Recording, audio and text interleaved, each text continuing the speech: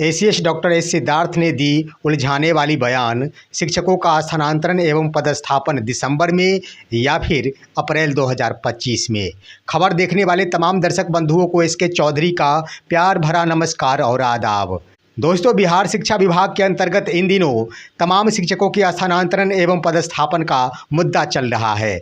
इसी बीच कभी कभी शिक्षा मंत्री की ओर से वीडियो जारी किया जाता है तो कभी एसीएस डॉक्टर एस सिद्धार्थ की ओर से वीडियो जारी किया जाता है।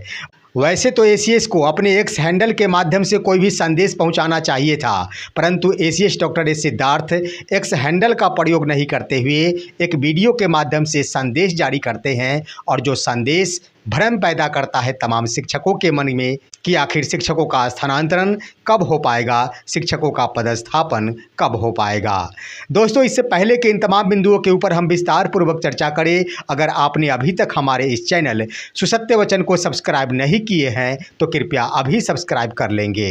दोस्तों, आइए सबसे पहले हम जानते हैं कि आखिर एसीएस डॉक्टर एस सिद्धार्थ द्वारा जो भी बयान दिया गया है उसका विश्लेषण क्या कहता है, और साथ ही साथ उसके बाद हम बताएंगे कि आखिर शिक्षकों का स्थानांतरण एवं पदस्थापन दिसंबर 2024 के अंत तक हर हाल में हो जाएंगी या फिर अप्रैल 2025 से पहले नहीं होगी। सबसे पहले आइए जानते हैं दोस्तों, एसीएस डॉक्टर एस सिद्धार्थ द्वारा वीडियो के माध्यम से यह संदेश दिया गया है कि शिक्षकों के पदस्थापन एवं स्थानांतरण के संबंध में जो भी सॉफ्टवेयर का निर्माण किया जा रहा है वो सॉफ्टवेयर अगले सप्ताह में जारी कर दिया जाएगा।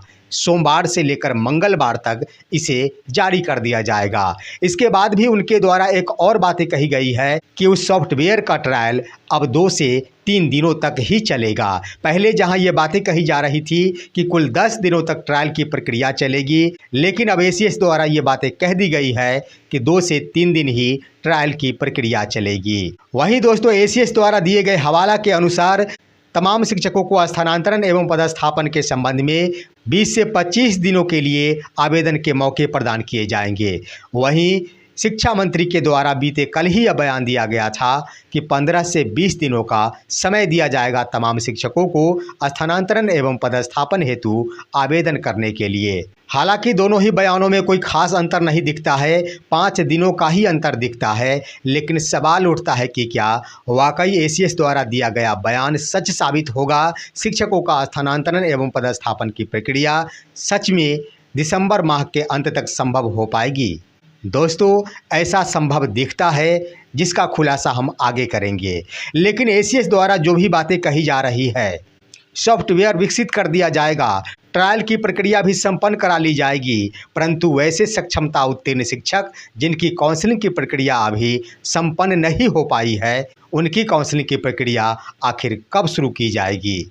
शिक्षा विभाग द्वारा ही एक पत्र जारी किया गया था कि वैसे सक्षमता उत्तीर्ण शिक्षक जिनकी काउंसलिंग की प्रक्रिया बाधित हो गई है, उनके नामों में अगर कोई सुधार की आवश्यकता है तो उनके द्वारा जिला कार्यक्रम पदाधिकारी स्थापना के नाम से एक आवेदन दिया जाएगा और जिला कार्यक्रम पदाधिकारी स्थापना द्वारा ही उसमें स्पेलिंग सुधार किया जाएगा। लेकिन इसके संबंध में भी एक पत्र भी जारी नहीं किया गया और उस सुधार के लिए अवसर भी प्रदान किया गया था कि 30 अक्टूबर 2024 तक निश्चित रूप से तमाम तरह की सुधार संपन्न करा ली जाएगी। उधर एक पत्र जारी किया गया था जिसमें इस बात का भी उल्लेख किया गया था कि बीएसएबी के पोर्टल को भी खोल दिया जाएगा ताकि शिक्षकों द्वारा अपलोड के क्रम में जो भी दिक्कतों का सामना करना पड़ा है, शिक्षकों द्वारा अपलोड के क्रम में जो भी त्रुटियां रह गई है, उन त्रुटियों को सुधारने का भी अवसर प्रदान किया जाएगा। लेकिन आज तक पोर्टल नहीं खोला गया है। आखिर शिक्षक अपने द्वारा अपलोड किए गए बिंदु में सुधार कैसे कर सकते हैं? ये तमाम बातें स्पष्ट करती है कि भले ही एसीएस द्वारा यह बयान दिया गया है कि सॉफ्टवेयर विकसित कर लिया जाएगा, ट्रायल की प्रक्रिया संपन्न करा ली जाएगी, आवेदन भी करा लिए जाएंगे, लेकिन अभी तक पोर्टल नहीं खोला गया, काउंसलिंग की प्रक्रिया पर ध्यान नहीं दिया गया। इससे यह स्पष्ट होता है कि निश्चित रूप से स्थानांतरण एवं पदस्थापन बिंदु को लटकाया जाएगा, शिक्षकों का पदस्थापन अभी संभव नहीं हो सकेगा। वहीं दोस्तों, एसीएस द्वारा ये भी बातें कही गई है कि दिसंबर महीने में ही शिक्षकों का स्थानांतरण एवं पदस्थापन संपन्न करा लिया जाएगा और शिक्षकों को विंटर सीजन में जाकर अपने अपने आवंटित विद्यालय में योगदान करना होगा। ये बातें भी गजब की साबित होती है कि आखिर बिहार के विद्यालयों में गर्मी की छुट्टी प्रदान नहीं की गई। बिहार के विद्यालयों में पर्वों में भी छुट्टी प्रदान नहीं की गई। यहाँ तक कि छठ पर्व में भी जो उचित छुट्टी मिलनी चाहिए थी वो भी छुट्टी प्रदान नहीं की गई। और एसीएस महोदय द्वारा ये बातें कही जाती है कि विंटर सीजन में विद्यालय में जाकर शिक्षक योगदान करेंगे। आखिर विंटर सीजन क्या होता है? दोस्तों, एसीएस का कहना है कि विंटर सीजन का मतलब विंटर वैकेशन यानी शीतकालीन छुट्टी में तमाम शिक्षक अपने अपने आवंटित विद्यालय में जाकर विद्यालय योगदान करेंगे। ऐसे में एसीएस डॉक्टर एस सिद्धार्थ को क्या पता नहीं है कि बिहार के विद्यालयों में कौन कौन सी छुट्टियां प्रदान की जाती है? कम से कम इन बिंदुओं पर विचार अवश्य करना चाहिए था। ऐसे भाषाओं से तो बिल्कुल ही स्पष्ट हो रहा है कि निश्चित रूप से एसीएस महोदय के पास छुट्टियों की लिस्ट नहीं है। उन्होंने छुट्टियों के संबंध में अध्ययन नहीं किया है। वास्तव में अगर उनके द्वारा अध्ययन किया जाता तो पर्व के अवसर पर भी निश्चित रूप से खास तौर पर व्रत रखने वाली महिलाओं को भी छुट्टियां जरूर प्रदान की जाती। तो हैरत की बात है, और शिक्षा विभाग के अपर मुख्य सचिव को ही विद्यालय में दिए जाने वाले विंटर वैकेशन के बारे में पता नहीं है, तो आखिर अन्य पदाधिकारियों को क्या पता हो सकता है? शिक्षकों को कौन सी राहत प्रदान की जा सकती है? शिक्षिकाओं को कैसे छुट्टियां प्रदान की जा सकती है? ये तो हुई दोस्तों ट्रांसफर एवं पदस्थापन के मुद्दे पर एसीएस द्वारा दिया गया बयान के बारे में। लेकिन एक बिंदु है जिसके आधार पर यह कहा जा सकता है कि हर हाल में दिसंबर 2024 में ही शिक्षकों का स्थानांतरण एवं पदस्थापन कर दिया जाएगा। इसका मुख्य कारण ये है कि केंद्र सरकार द्वारा जनगणना की तारीख भी घोषित कर दी गई है। भारत में 1 जनवरी 2025 से जनगणना प्रारंभ कर दी जाएगी, जिसके अंतर्गत प्रति परगना को 150 घरों का जनगणना करना होगा और यह डिजिटल जनगणना होगा, देश में पहली बार होगा। तमाम परगनकों को 34 कॉलम वाले फॉर्म भरने होंगे और प्रति परगनक को इस कार्य हेतु 25,000 रुपये प्रदान किए जाएंगे। और ये भी खबर आई है कि यह प्रक्रिया 1 जनवरी 2025 से प्रारंभ होगी और यह जनगणना 31 मार्च 2025 को संपन्न करा ली जाएगी। तो इस आधार पर कहा जा सकता है कि हर हाल में शिक्षकों को दिसंबर 2024 में ही नए जगह पर पदस्थापित कर देना होगा, शिक्षकों को नए जगह पर स्थानांतरित कर देना होगा। अन्यथा जनवरी महीने में अगर शिक्षक नए विद्यालय में पदस्थापित होते हैं, नए विद्यालय में योगदान लेते हैं, तो जनगणना का यह कार्य प्रभावित होगा। तो उस समय निश्चित है कि शिक्षक विद्यालय में योगदान नहीं ले पाएंगे। शिक्षकों का पदस्थापन एवं स्थानांतरण बाधित हो जाएगा, क्योंकि जनगणना का यह कार्य केंद्र सरकार द्वारा प्रायोजित कार्य है। इसमें कोई भी बदलाव नहीं किया जा सकता है, इसे स्थगित भी नहीं किया जा सकता है।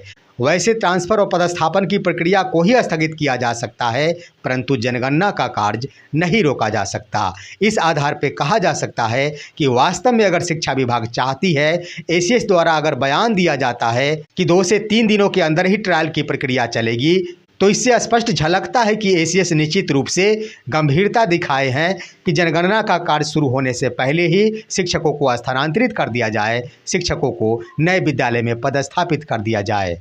लेकिन दूसरी तरफ ये भी बातें हैं कि एक तरफ जहां काउंसलिंग की प्रक्रिया जो डाउटफुल काउंसलिंग है वो प्रारंभ नहीं हो पाई है, बीएसईबी का पोर्टल खुल नहीं पाया है, तो ऐसे में क्या जिन शिक्षकों की काउंसलिंग की प्रक्रिया संपन्न हो गई है, क्या उन्हीं का पदस्थापन हो पाएगा? क्या वही शिक्षक विशिष्ट शिक्षक बन पाएंगे?